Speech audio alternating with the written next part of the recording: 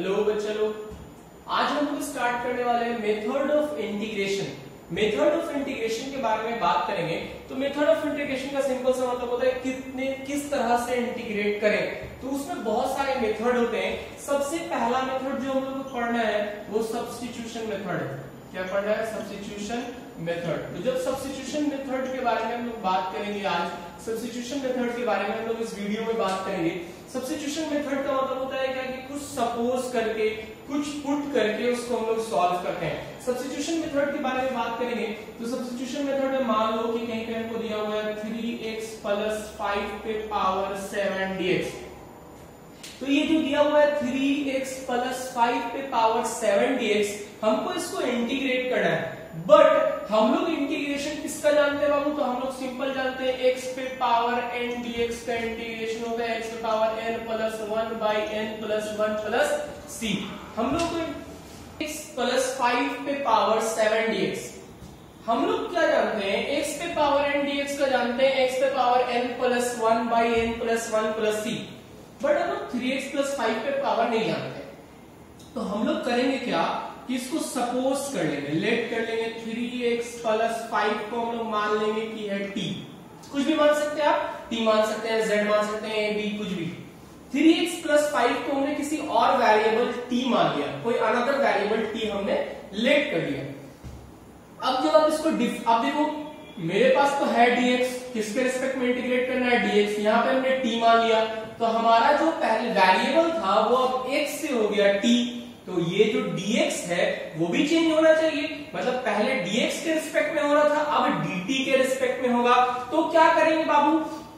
तो इसको हम लोग क्या करेंगे? डिफरेंशिएट करेंगे। तो 3 और x का डिफरेंशिएशन dx और 5 का क्या हो जाएगा? तो 0 = dt।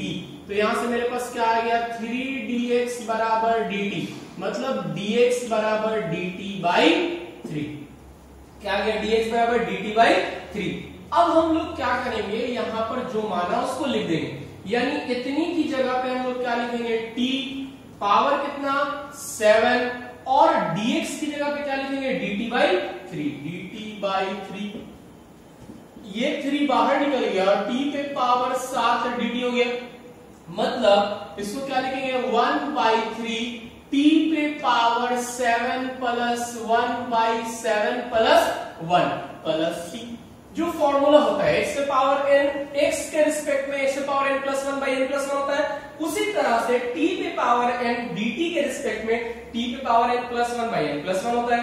तो यहां से क्या आ जाएगा आपका? 1/3 t पे पावर 8/8, और ये 8 3 से मल्टीप्लाई होकर हो जाएगा 1/24, और t पे पावर t की जगह पे क्या लिखेंगे? जो हमने सपोज किया था 3x + 5, यानी लिखेंगे 3x + 5 पे पावर 8 + c। यानी फाइनल आंसर जो आया 3x + 5 पे पावर 8 /24 + c। क्लियर है?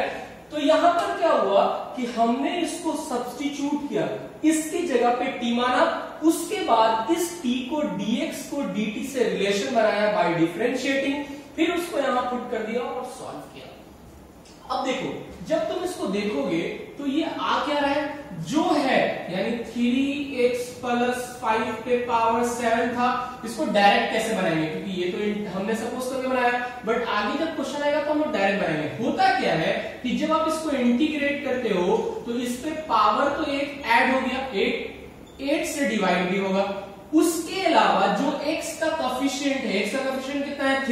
3 से जाके नीचे डिवाइड हो जाता है, यानी क्या हो जाएगा? ये 1/3 से मल्टीप्लाई होगा, और 8 3 देखो कितना हो गया? 24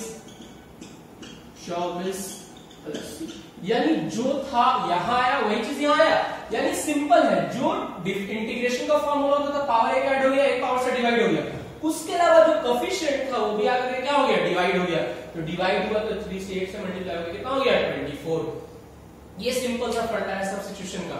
एक और क्वेश्चन करते हैं सब्स्टिट्यूशन का, और अच्छे से क्लियर होकर समझ में आएगा। देखिए, जैसे मान लीजिए कि मेरे पास एक क्वेश्चन क्या दिया हुआ है, हम मान लेते हैं क्वेश्चन दिया हुआ है मेरे पास sin 7x dx, यहाँ sin 7x है।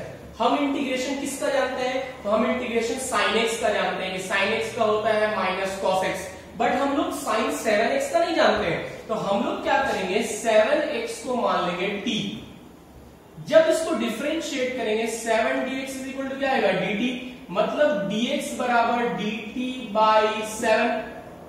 अब इसको सब्स्टिट्यूट करेंगे हम, तो क्या आएगा 7 की जगह पे लिखेंगे 7x की जगह पे लिखेंगे t और dt बाई 7। 1/7 बाहर निकल गया और sin t dt बचा।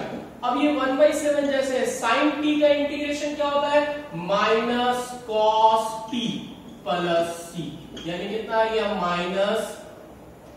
Minus cos 7x divided by 7 plus c।